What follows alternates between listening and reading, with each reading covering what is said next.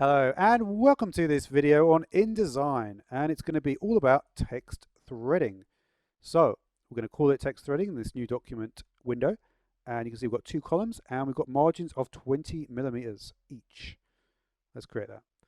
So when we've got a new document, we can see we've got two columns, as you might expect.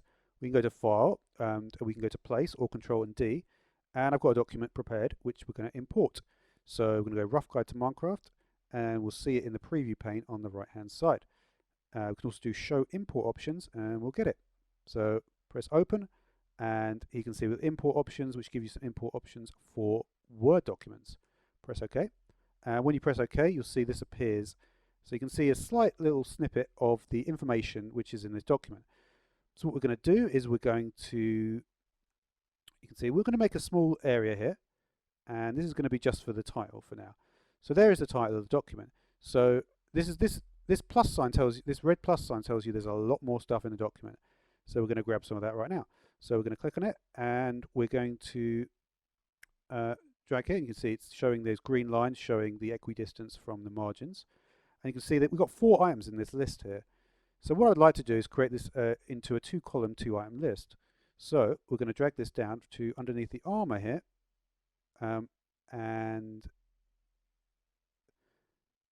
we're going to go for 2 columns over here, and then we'll get 2 columns.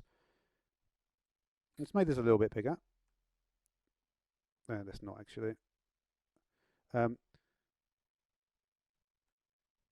if we want to fit the whole page in the window, we can go to View, Fit Page in Window. That's a good way to do that. And then in the left-hand side, we're going to have Tools. So Tools is going to be about maybe about this size, and then we'll take another one here, and that should be our document. So maybe a little bit longer. So if we want to make sure if we double click here, we're going to be able to get everything in the, so just double click and you can get the whole piece of text here. Okay, so we go to the View menu, and then we go to Extras and Show Text Threads. You're going to see that these points are connecting to each other. So what this means is that this is all one continuous document. So for instance, if I just extend the length of this a little bit, it will go to that side. Okay, so we might want to just move this down, and you can see we can get it level with the bottom of that. And we're going to move this section down, and we can get it level with this. Let's remove the text threads now. Now there's various different things we can do with the text. If we double click in the box, we'll be able to instantly, you see notice the tool moves from the selection tool to the type tool. And we can select all that text, and we could make it all caps, and we could make it blue as well. Maybe let's make that blue, and that's done. And you can press escape as well from this menu to get out of that. Now what if we wanted to go into this box over here? So with this box, what we could do is we could try to, so you notice we've got threaded text frames. So if I do the fill of this, we'll do, say, black, and you see the text is gone. So what I can do is I can double click in the text box, select all the text within the box, and we can change that fill. You can see it says characters there, not threaded text frame, and we can change that fill to white. So another thing we can do is we zoom in a little more. We can use our hand tool as well if we want to position this in a certain place, and the zoom tool will let you go a bit closer. So they're kind of key tools to use. But if we look at the selection, you notice we've got this yellow box which says click to edit corners. What you can actually do is you can actually, let's see what it says. It says drag to set corner size. So that will do that. So yeah, so in general we could make, for instance, we could make the fill of this frame a different color as well. So normally it would go behind the text like that. And we could do the fill of this one, similar color. And it looks pretty good.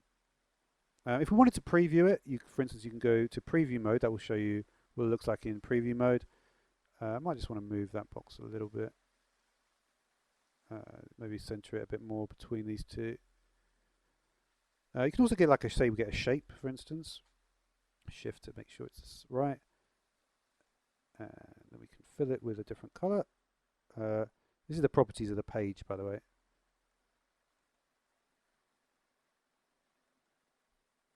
So yeah, so you get some text wrap options here. You should be able to just, don't think we can align the shape, right? Let's create a fill and we'll make this fill red. And we'll make this stroke, make that non-existent. So there are some actually quite a lot of options there actually. I wonder if we can change it to, I guess if it's 0 it just counts as, it just goes to that. Yeah. Or you can select it from here as well. So yeah, let's see how it's going to look. So it is on top of the text like that. Let's just have a look. So you can see wraparound bounding box. So this will be able to create a different shape with that. You can sort of make it fit the shape a bit better.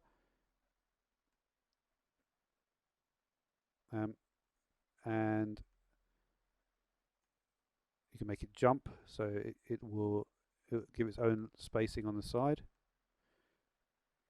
And wow, that really makes it jump. But yeah, I mean, that was all I really wanted to talk about for this episode. There's lots of more cool things to talk about with regards to InDesign, and I really would like to focus on that in following episodes. So until next time, thanks for watching.